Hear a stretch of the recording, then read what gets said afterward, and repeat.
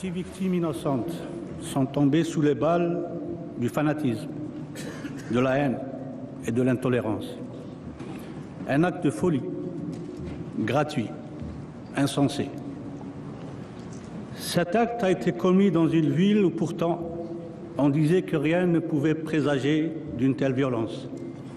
Ses habitants, venant de tous les horizons, de toutes origines et confessions, se côtoyant en harmonie et en convivialité, faisant du vivre ensemble leur credo. Il a été surtout commis dans une mosquée, lieu de prière et de recueillement, lieu de paix et de ressourcement spirituel. Faut-il aujourd'hui payer de sa vie le simple fait de vouloir pratiquer sa foi et sa religion?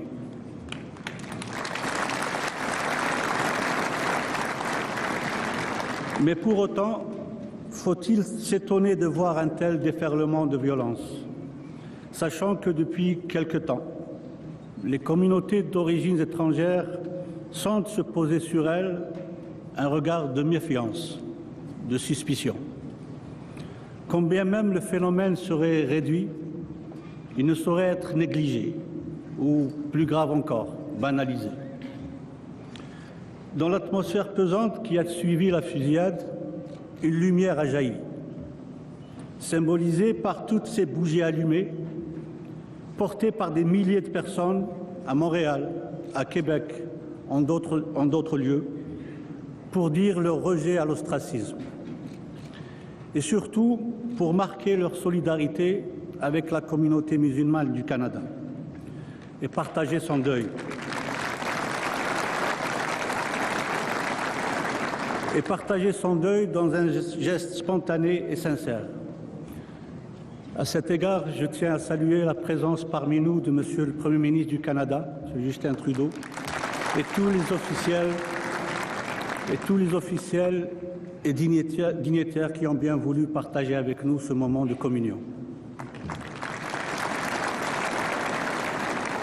En ces pénibles moments, j'ai une pensée particulière aux familles des victimes, dont on peut imaginer la détresse et l'affliction. Je voudrais leur renouveler l'expression de ma sympathie et de toute ma compassion.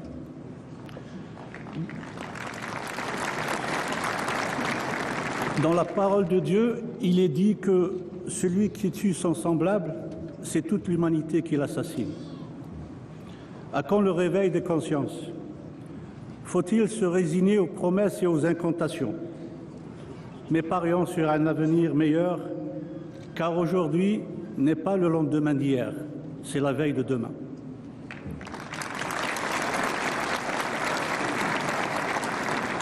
Et dès demain, les corps de Khaled Belkacemi et Abdelkrim Hassan s'envoleront vers l'Algérie. Allah est grand.